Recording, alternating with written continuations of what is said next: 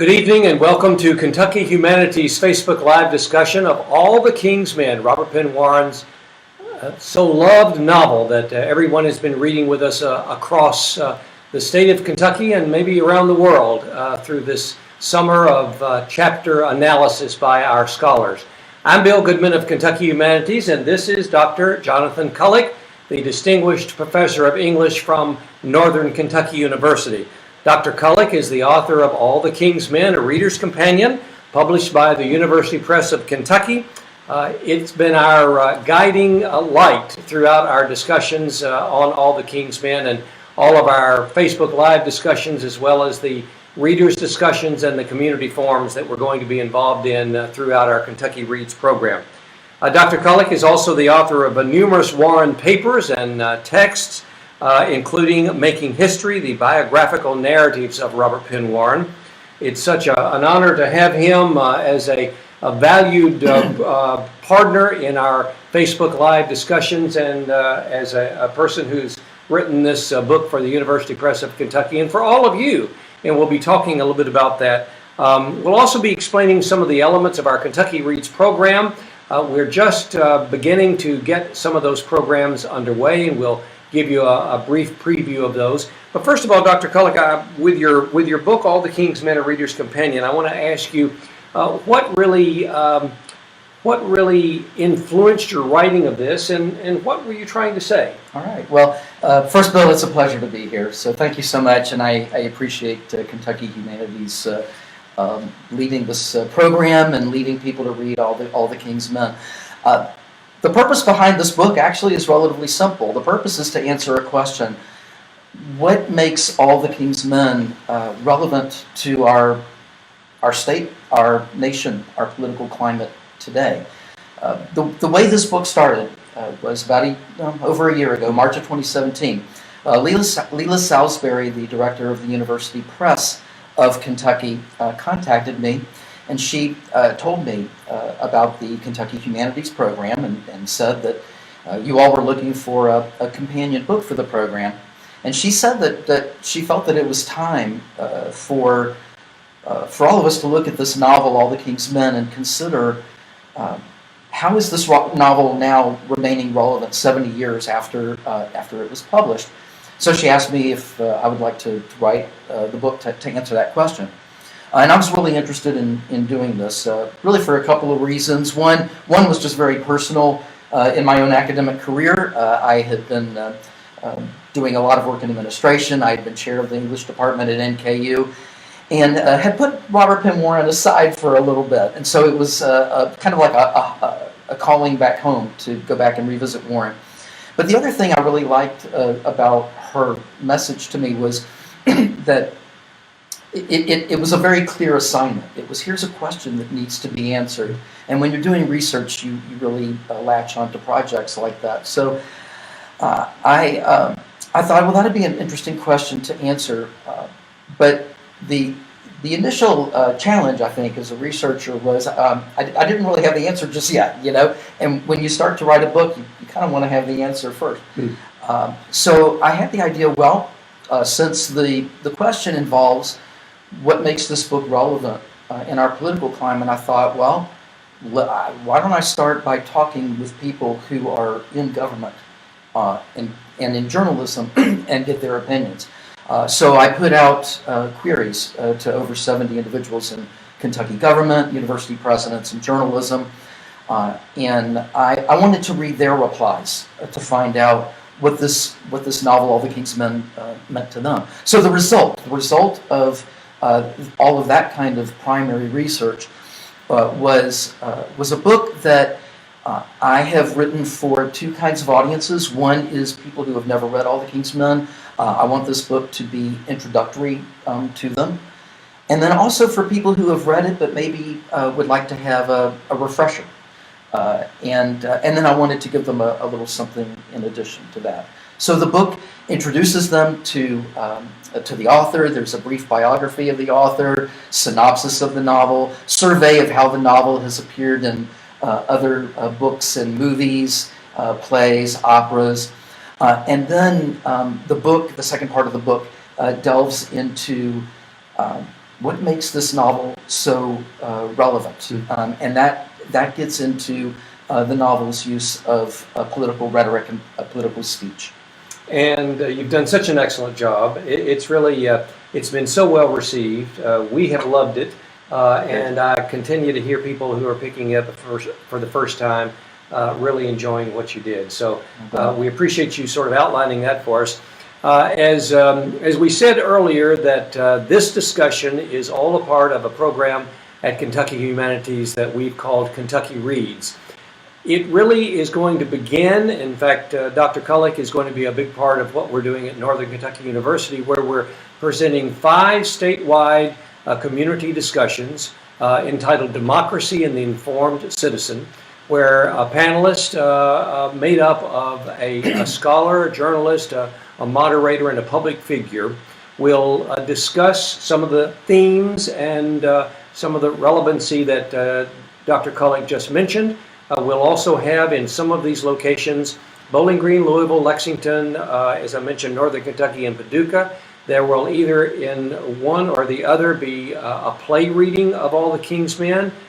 In Northern Kentucky, Dr. Cullick will begin with an introduction of the novel and then the panel discussion. There are going to be a number of events around the state at each of these locations. We're also inviting others in 25 other locations, book discussions in churches, community centers, libraries, in homes, to discuss All the King's Men and Robert Penn Warren's wonderful work. So take a look at our website, kyhumanities.org, for a full list of our Kentucky Reads program. And we'll begin tonight with our last discussion on Facebook Live with the last 4 chapters of All the King's Men. But before we do that, I'm going to ask Dr. Cullick, if he will, to give us a brief summary of chapters 1 through 6 to catch people up who are beginning to read, still reading, but it'll be a brief overview, and then we'll get into chapter 7 for tonight's discussion. Sure. Well, for those of you who have not yet read the novel, or for those who just need a little refresher, I will provide just the briefest of synopses of what happens in chapters 1 through 6. The novel is narrated by Jack Burton, who is a journalist who is initially covering the campaign of Willie Stark, and then becomes a political aide to Willie Stark, to his campaign, and then in his administration. The novel begins with Jack Burton and Willie in a car with others going to visit Judge Irwin. He's a very well-respected judge whom the governor is trying to pressure into giving him his support by endorsing a candidate whom Willie supports. So they're going to put some pressure on the judge. Well, the pressure doesn't work. So the result is that Willie tells Jack to dig up some dirt on Judge Irwin. So Jack's job as a political aide is opposition research on the judge. Jack is convinced there is no dirt on the judge, and Willie tells him there is dirt covering everywhere on earth, and dirt covers everybody. So there's going to be something. So you're going to find something. So that really becomes the frame of the entire novel, where Jack is doing this opposition research, which he calls a historical excursion. Now, a whole lot more happens. I like to say All the King's Men is kind of like Moby Dick in that regard. There's a whole lot more that happens. We are introduced to Jack's mother, Jack's friends since childhood, Adam and Ann Stanton. Their father was Governor Stanton, who knew Judge Irwin way back when. So the opposition research that he's doing eventually is going to be coming around to get him and a lot of other people. So that becomes the frame, really, of the whole novel and the conflict. Now, along the way, Jack has also introduced us to Willie Stark and to his rise, how he got started in politics. He was not a really inspired or inspiring politician. He was kind of a policy wonk. He got in all the weeds, details and statistics and so forth of policy, but he didn't know how to inspire large audiences. And Jack, when he's a news reporter covering the campaign, on one very important night, gives Willie some important advice, and that is, look, don't even try to improve people's minds. Don't try to educate the voters. Just go for emotion. And so at that point, Willie just breaks out, and he knows how to give a speech and move the audience. Throws his speech away. Oh, yeah, that's right. Very dramatically, throws the written speech away and goes out on his own, telling the audiences stories about himself growing up, and he just says straight out to his audiences, "You're all just a bunch of hicks, and so am I." So he's learned how to become that populist speaker, and he's going to become quite the demagogue as well. So it's really those two stories. It's the rise of Willie Stark. It's this opposition the opposition research that Jack Burton does. And it's also very much the story of Jack Burton, who has started his career as a reporter, a political reporter, but he's been drawn more and more into the orbit of Willie Stark, to the point that he's going to leave his newspaper, and Willie Stark's just going to offer him a job, saying, why don't you come work over here? And Jack Burton's going to say, who am I going to work for, the state? Willie says, hell no, you're working for me. And with that rather ominous job description, and the job description gets more ominous because Jack Burton wants to know, what's my job? And Willie's answer is pretty much along the lines of, whatever turns up. So it's pretty ominous. And but what gets us to chapter 7 is that, we've ended chapter 6 with Jack discovering to his shock that this woman whom he has loved from afar, in a way, since she was a girl, they grew up together, and he's always loved her, Ann Stanton. He's discovered that Willie Stark and Ann Stanton have been having an affair, and he's devastated. And that takes us to chapter 7.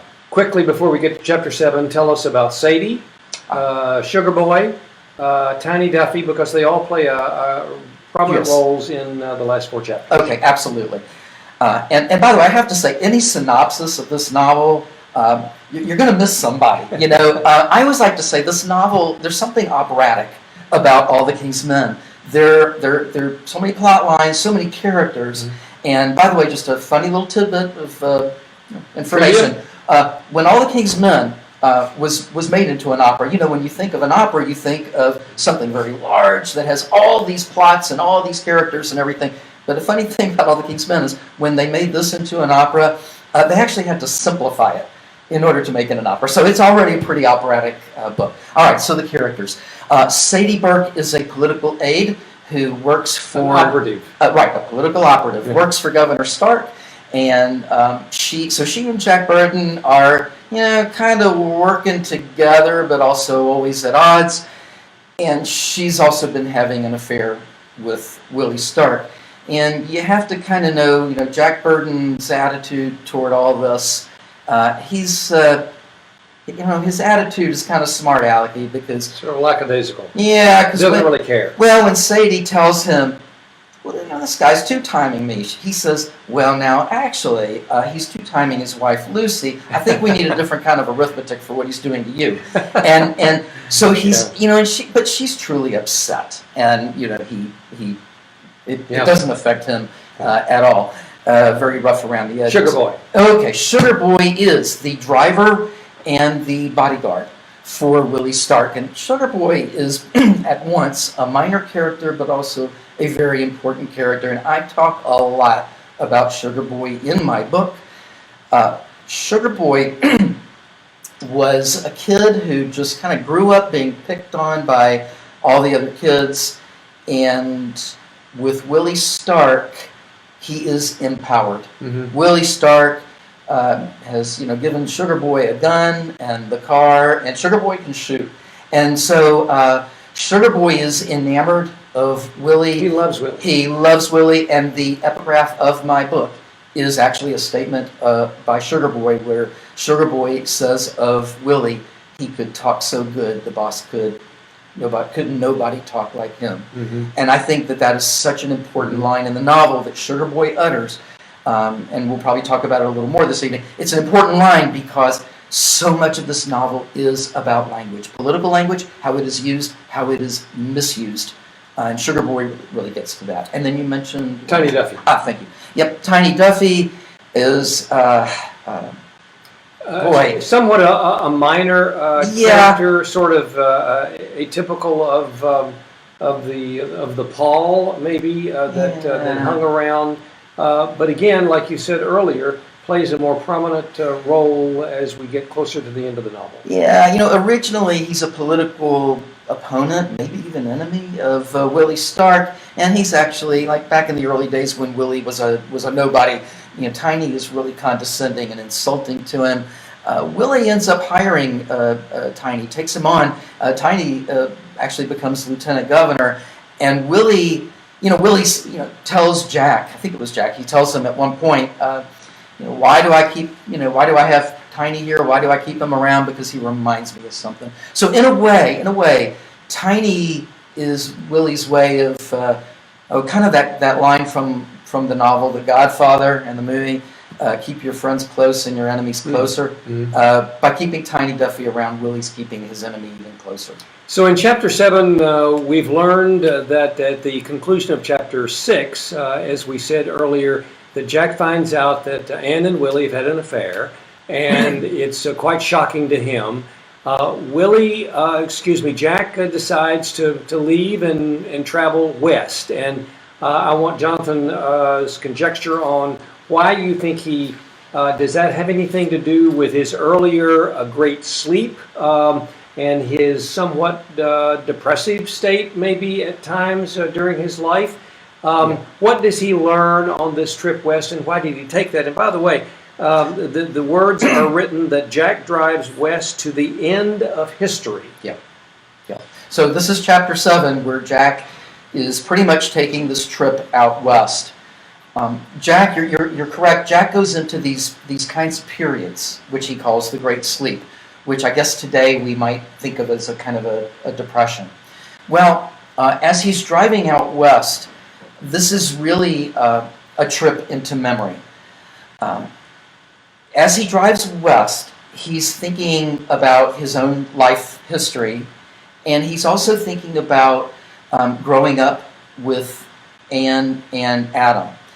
And then he's going to get toward the end of Chapter 7 by thinking about the woman he married, Lois, whom he also ended up divorcing. Lucy. Lois, actually. Was it Lois? The Lois before. Lucy is Willie's. Willie's, yeah. I'm sorry, Lois. But it's understandable that Jack would just be driving, and thinking about Anne, because, of course, he's just had the shock of realizing that Anne's having an affair with Willie. So now, as the readers, we might think, well, what's this backstory here? Why is he so upset? So this now gets to the story, and he's going to go back and recall that childhood, this sort of pastoral childhood of spending summers with Anne and her brother Adam, and he's going to recall falling in love with her. And I think here, this will be a great moment to get into a passage in the novel. So if you have this edition of the novel, we're in Chapter 7, and I'm going to turn to page 409. I'll give everybody a moment to get there. Page 409.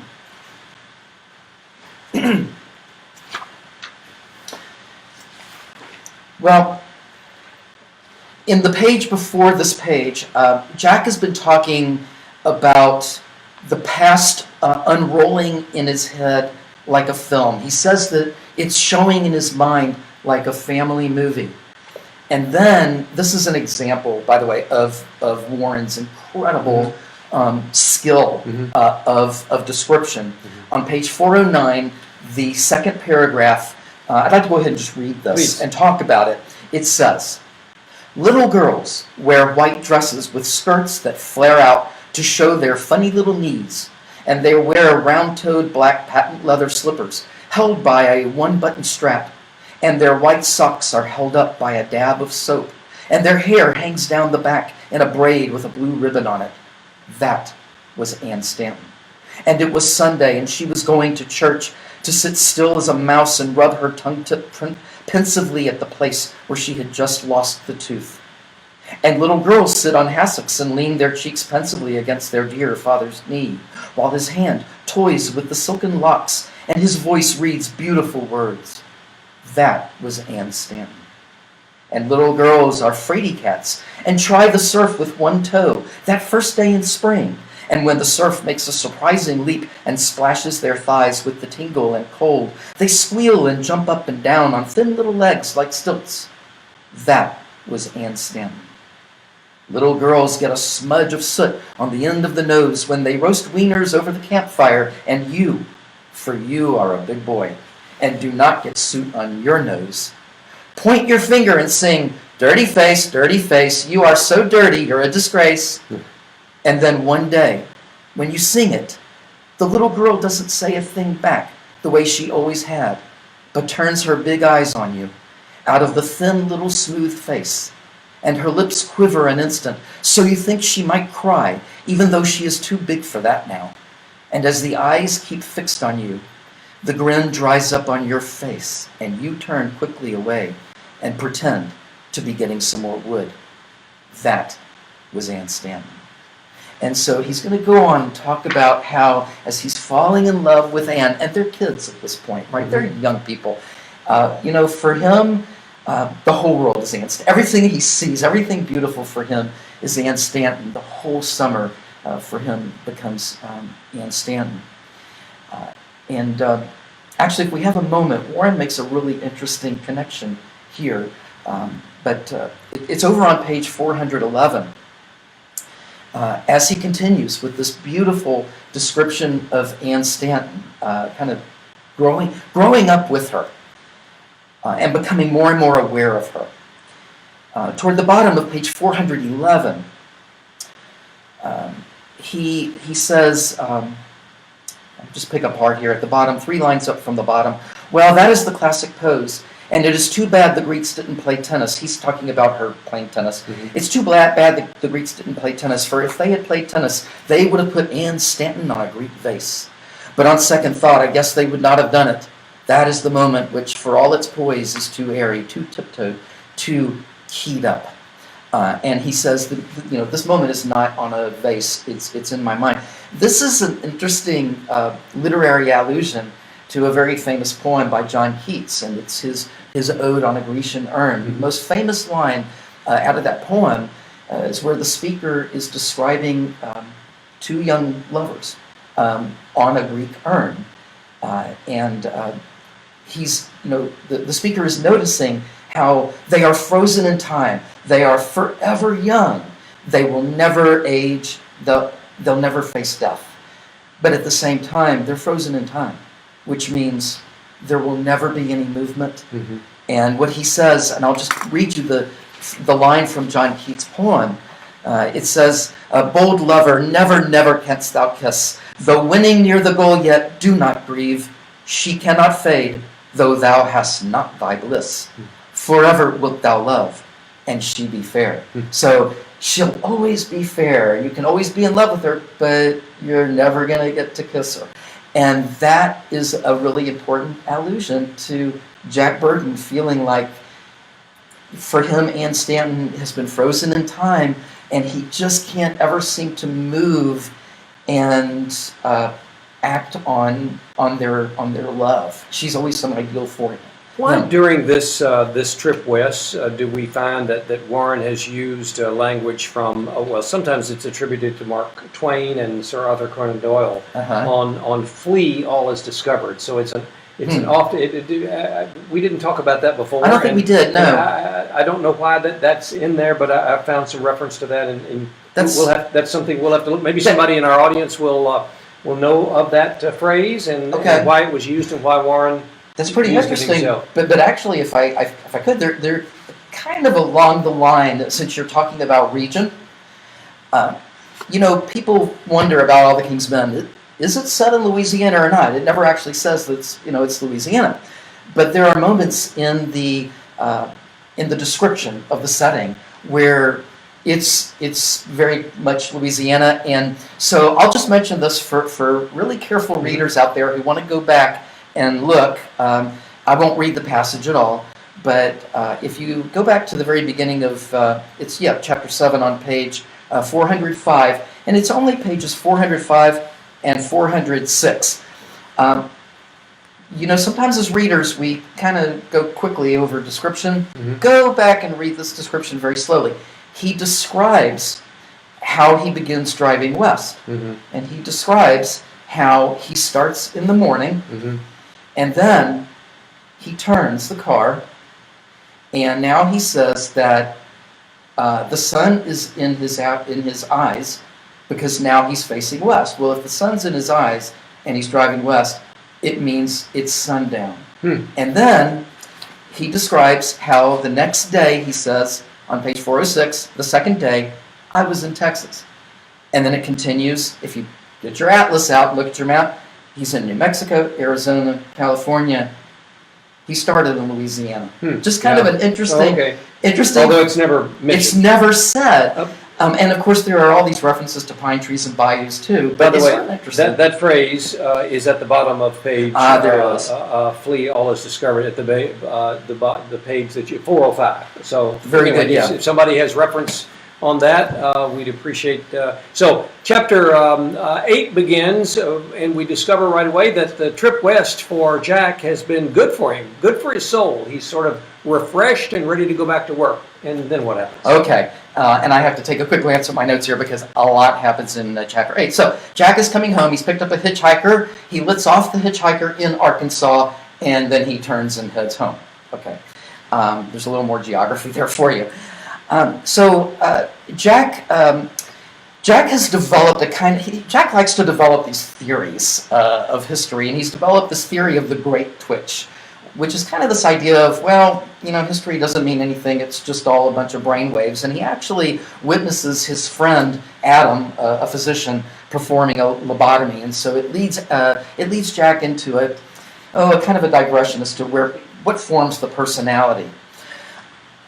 Then there is a scene where a man named Hubert Coffey has attempted to bribe Adam Stanton regarding the hospital. Now, Willie Stark has done a lot of corrupt deals throughout his political career, but he wants this hospital to be free of any corruption, right? Well, he's asked Adam Stanton, a very highly respected surgeon, to be the chief of staff, right, of his hospital, the director of the hospital. So he won't do any corrupt deals to make deals with the contracts on the hospital. Well, somebody's tried to bribe Adam Stanton to convince Willie to and then to give somebody else a contract. Actually, a friend of Gunny Larson, and then Adam would get some money. So Adam is really upset about this. Then there's and Jack Burden is trying to kind of calm Adam down and let him know, hey, look, if they're trying to bribe you, it means that they've tried to bribe somebody above you, and everybody's clean. So he's trying to convince him. All right. Yeah. Then Willie Stark's son Tom is involved in some scandal with a girl named Sybil Fry. Scandal? That's interesting. Of the time period, yes, right. And Willie wants Sybil's pregnant. That's the scandal, yes, okay.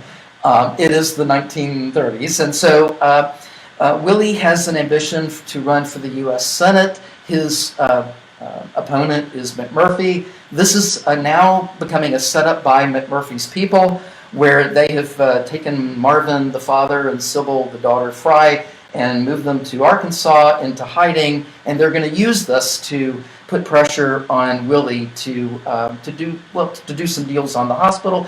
And then the climax of the chapter, Willie needs to get out of this big mess, and he's told Jack Burden, okay, I told you to dig up some dirt, opposition research on this Judge Irwin. It's time to use it. So Jack actually says, okay, I need to talk to Judge Irwin first. I just want to give him a chance to answer. And it should be noted here that Jack has known Judge Irwin his entire life. Judge Irwin has been like a father to him. We'll talk more about that. But it goes back to Jack's childhood. So this is not any casual relationship. Jack presents the information to Judge Irwin, confronts him with it, and the chapter ends with Judge Irwin committing suicide.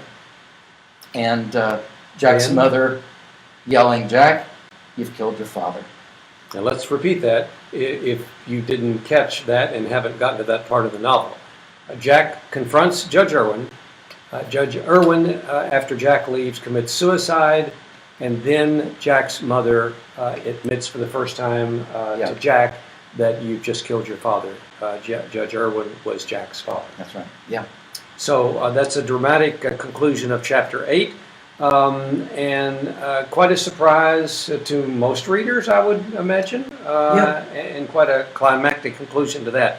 Chapter 9, we get back into the sort of the hospital contract and the naming of the hospital and all of that. What's key about Chapter 9, do you think? Okay, yeah, so Willie has... There's a lot going on here in these last chapters. There is a lot. Quite a lot is happening. That's why I have to occasionally glance at my own... I've read this novel so many times, and yet even now, I still have to kind of remind myself chapter by chapter. The hospital contract goes to Gummy Larson. I think I might have misspoken previously. I might have said Tiny Duffy. You did say Larson. Okay, I did say Larson. Good. Okay, so it's to Gummy Larson. But then there's a new development. This is typical of politics, where things can change from day to day and hour to hour. Willie Stark's son Tom is injured on the football field, and Tom, big football star at one of the state universities, the state university. That's right, and the state university is it's one of those jewels in Willie Stark's crown, as it was actually for Huey Long, in Louisiana. And so at this point, with Tom, I should say, he's very severely injured. Paralyzed. This is paralysis, and he could be facing death. So at this point, Willie says, "That's it, I'm canceling the contract," because what does he have to lose? At this point, he's going to cancel the hospital contract. So Gummy Larson, we're going to find out later it's Gummy Larson, but somebody makes a phone call to Adam Stanton to tip him off that his sister, Anne, has been having this affair with Willie Stark. And so Chapter 9 ends in assassination. Adam, while they are in the state capitol building, Adam has disappeared. Oh, right, yes, right. Anne has asked Jack to seek him out, find him. That's right. Jack does find him, but then out of the shadows. Exactly, literally out of the shadows, behind like a column or something in the state rotunda, Capitol Rotunda. Yeah, Adam emerges. Willie sees him actually and says, "Hey, Doc," and goes to shake his hand. Adam pulls out the gun, starts shooting. Sugar Boy pulls out his gun, starts shooting, and we have two dead bodies in the, or actually not dead bodies. Adam is dead. Adam is dead. But Willie survives long enough to be taken to a hospital, and he'll die a couple of days later. He he was alive for several days. That's right, yeah. And they thought that he was going to be saved, but complications. He ended up dying. And I would imagine that with everything that you've said, Chapter 9 has a lot in it, and a lot of drama. And then what do we find at the conclusion of Chapter 9 and leading us into the final Chapter 10?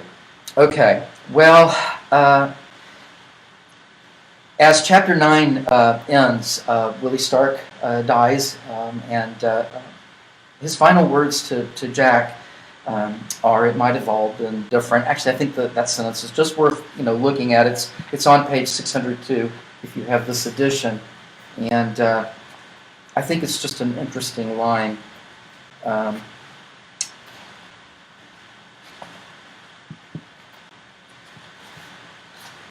603, my apologies. 603 to correct that. And it's sort of kind of in the middle of the page, a little below the middle. But Willie said, "He looked at me, and for a moment it was the old strong, probing, demanding glance. But when the words came this time, they were very weak." Quote, and it might even been different yet," he whispered.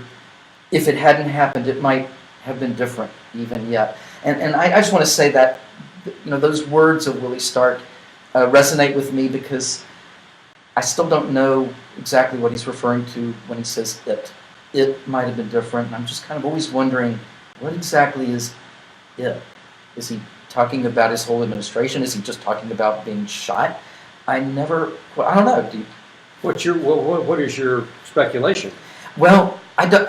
I really don't know. Except that I think that the sentence becomes all the more powerful because it has that resonance.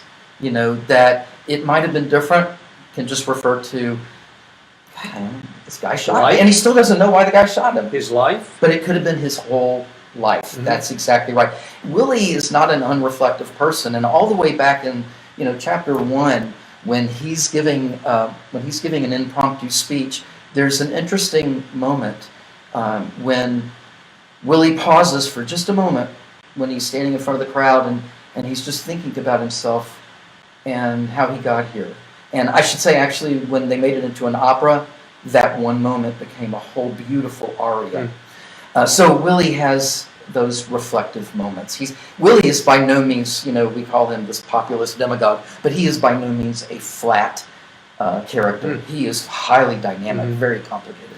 Did you think at any point, or have you ever talked with someone who thought that at the conclusion of chapter 9, the novel could have ended there?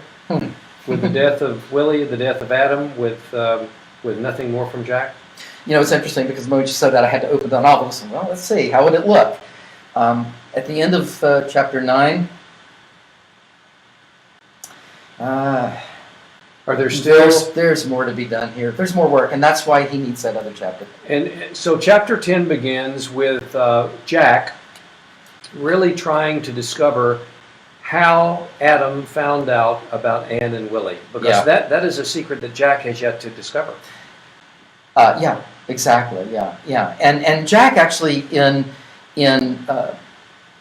chapter 10 is in a way back in his investigative reporter mode, trying to find out what happened. In a way, if you think of all the King's Men being from the Humpty Dumpty nursery rhyme, in a way, chapter 10 is trying to put it back together again. So Jack is doing... Warren trying to put it back together again. Yeah, and Jack trying to just sort of figure out what it all what it all means. But Warren too. Yeah. I mean, Jack is he's talking to various other characters, and as you said, Bill, he's trying to understand. Okay, how did Adam find out about this? He learns that Sadie Burke had tipped off Tiny Duffy, who tipped off Adam Stanton, and Sadie has hospitalized herself because she is now racked with guilt that she's now caused the death of these people. She's in a sanatorium. She is in a sanatorium. As they used to say That's right. many years ago, a sanatorium. That's right, or psychiatric hospital, as we would say. Yeah. And Jack has to decide what he's now going to do with the information. And this is really, for Jack, a kind of ethical moment of truth. Because, Jack has been working for Willie Stark, a man who wants to do good things, but he is willing to, as he says, grease the gears and cut corners ethically and engage in corruption and graft and bribery and coercion and all of that. So Jack has to decide what to do. And he runs into Sugar Boy at the library, a reading room of all places, which kind of strikes him and the reader actually maybe is a little incongruous. And he realizes that he could just tell Sugar Boy, and he knows that Sugar Boy, given his devotion to the boss, to Willie Stark, he knows that Sugar Boy would go take revenge.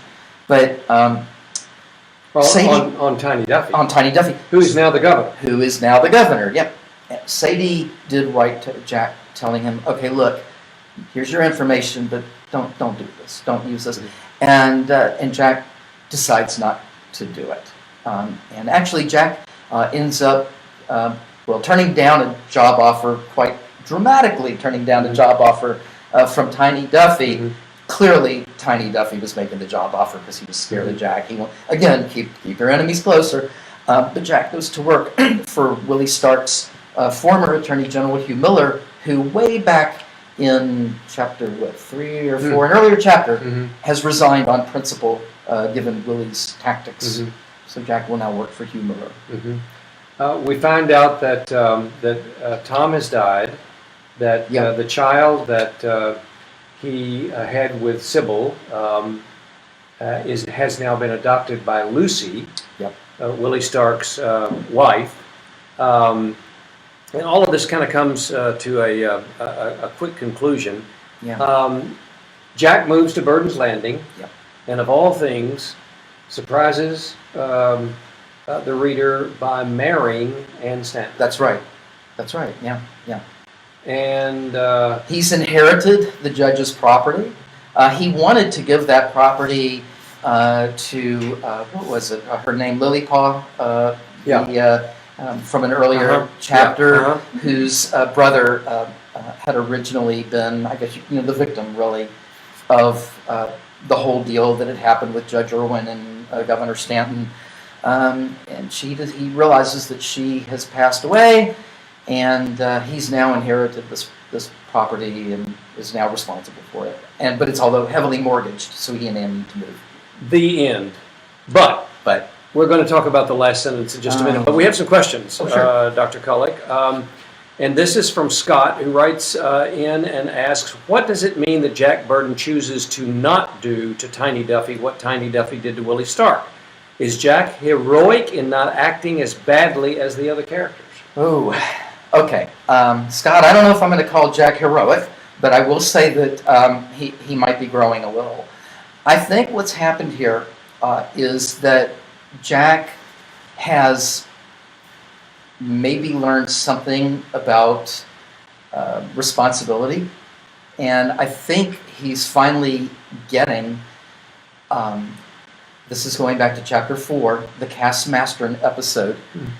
This is the chapter where Jack is describing how he was doing research into this Civil War ancestor of his, a man who realized that he became responsible for his own best friend's death because he was having an affair with his friend's wife. And when Jack was a grad student, he was doing that research. He puts that whole project aside because he just doesn't even know what it all means or where it all leads. But in chapter 10, and we've been talking about everything that happens in chapter 10, well, we should add one other thing happens. Jack returns to the Cass Mastern story, and he decides, I'm going to finish this project now. Because he says, I've forgotten all about that. Well, I'm paraphrasing, of course, but he says, I think I'm getting it now, what it all was about. So I think that Jack is starting to understand something about historical responsibility. About, as he says, Cass realized that that all of us as human beings, that it's almost like we all sort of live on this web, and whenever we move, like the spider on the web, whenever we move on the web, we cause vibrations to ripple. And it does not matter whether we intend for those ripples to happen or not. The fact is, when we act, it has consequences. And so, the upshot for me of it all is that, we always have to act with some humility, with the understanding that we have to do our best to act in a way that has the best consequences, even knowing that even then we can't always be sure. So anyway, I think that's why Jack decides at that point to break this political cycle of political retribution. Yeah, since you brought up chapter 4, we'll return to the Cass Mastern story. Chris from Mississippi, by the way, Chris, welcome. There's a long segment in chapter 4 about Jack's research into his ancestor, Cass Mastern, which seems a bit tangential to the narrative. What do you see as the significance, and you just kind of spelled out a little bit of that chapter? Why did Warren all of a sudden break, and almost as we've talked with Jessica Heineman, it's not quite a novella, but it's separate and apart from everything else that Warren has written. And I have talked about how the Cass Mastern chapter fits into the entire novel thematically. The chapter, I think, the meaning of that chapter really becomes apparent in those paragraphs where Jack is talking about his, that metaphor of the spider's web, and the Cass Mastern chapter I think it's a magnificent piece of writing. I mean, I love it. It's a great story. I know that it can be trying for readers who are in the middle of that chapter wondering, okay, where's this going? Yeah. How's all this going to relate? But Warren is going to pick it up again in chapter 10. And it's important to remember that Jack Burton was a history graduate student. Yeah. So Warren wrote that and placed it in the timeline as chapter 4, yes, knowing full well that he was going to come full circle and conclude with bringing Castmaster in that chapter back up in chapter 10. Yeah. Is that that's right. And by the way, when he published the Castmaster chapter as a short story in a literary journal, oh, he did. Yeah, but he described it as, this is a segment from a novel in progress. Oh, really? So do you know what the publication date of that was? Obviously before. Yeah, but it was not long. It was my just memory. a short time before, like 1944. Okay. Well, yeah, right in that time period. Yeah, a year or two before the public. Oh, yes. That's fascinating. Yep. We had not discovered that. Now, a couple of other questions have come in before we get to the last sentence. And this is a question about, I have no idea if Warren intended this, but it strikes me that the line that you quoted, Dr. Cullick, if it hadn't happened, it might have been different even yet, isn't a general statement about the questions of time, fate, and historical contingency in the novel. Yeah, I would concur with that. And, you know, there are too many places in the novel even to begin turning pages and referring to them all. There are so many places in this novel where Jack goes into, it's not really a philosophical digression, I mean, but it's a philosophical moment where he's trying to understand time and motion through time and the meaning of events and you know, how events take on meaning. He's trying to understand you know, what matters. Is it only the final product of things, or is it the process that we use to get to those things? That kind of gets to Willie Stark's whole, you know, the whole question he raises about making good out of bad. You know, Willie says, look, you know, if you want something good to happen, all you got to work with is the bad. You got dirt. You know, you got to be willing to get your hands dirty. So, so I think that it all does, you know, tie together. That this whole novel can be looked at as really really an extended novel about time and memory and the meaning of the past. Very Faulknerian in that regard. Before we get to the last sentence, tell us more. You mentioned the opera. Now, at three of our 5 community discussions, we will present a table read of All the King's Men, the play. And there's an interesting aspect of that because in the play, those of you who will be in Louisville, Lexington, and Paducah will see and hear the character of the professor. And I want to ask Dr. Cullick, because there's no professor throughout, or is there, in the novel, why the professor in the play? Yeah, well, I'll tell you my own approach to it. I think that the purpose of the professor is to create a kind of dialogue for Jack Burton. You know, Jack Burton in the novel itself is thinking aloud to us. On the stage, that would look like a Shakespearean soliloquy, and it would be a lot of soliloquy. And so, I mean, my sense of it is that the professor is a device that Warren uses to allow Jack to have that kind of back and forth conversation. Mm-hmm. Warren, by the way, as a writer, was very keen to devices. Like, what can I use to achieve this purpose? It should be noted that Jack Burton, the way Warren wrote the play, is on stage at all times. He's on the periphery of the action, so he's always there. Oh, and by the way, since we're on the play, just a quick mention. The play, toward the beginning of the play, and then I think it's the very last line of the play, or near the end of the play, it's Sugar Boy's line, "He could talk so good." So that line had a major importance for Warren. And it's said, because you'll find out in the novel early on that Sugar Boy had a speech impediment. That's right. And used that became quite a refrain that is throughout. Chris also asked a question about Can you tell us more about the opera and any other interpretations? Or Sure. there are at least two versions of the movie. And by the way, for those of you who are within driving distance of the Kentucky Theater in downtown Lexington on September the 5th, the 1949 version, which was an Academy Award-winning film with actors Robert Crawford and Mercedes McCambridge and others, is going to be presented in their Wednesday night series. So that's going to be fun to see. Were there only two versions of the movie that we? No, there Yes, was a. Yeah, go ahead. Well, there was the 1949 movie, as you mentioned, the Academy Award-winning movie with Robert Crawford. Oh, and Mercedes McCambridge as Sadie Burke. Marvelous. She's excellent. And then in 2006, what's his name? Robert Zalian, the director, did a version with Sean Penn starring. It did not get good reviews. Sean Penn... and for good reason. Yeah, Sean Penn, he's a magnificent actor, but in that particular role, he's gesturing and gesticulating all over the place, and the accent is it's kind of overdone. But I still think it's a movie worth seeing because despite the bad reviews, that movie does use Jack Burton's narration kind of as a voiceover. So there was the play version, the opera, which was in the 1980s, done by Houston Grand Opera, and then it was done in,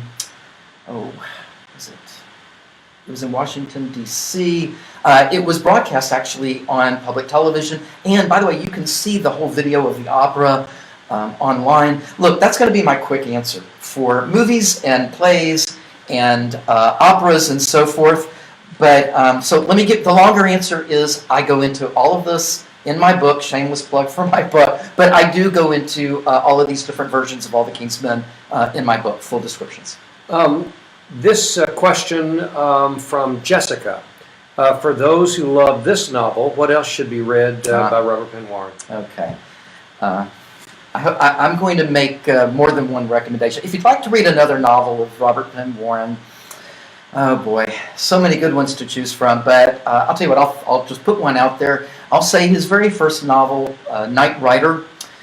It's set in Kentucky during the time of what was called as the Black Patch Tobacco Wars.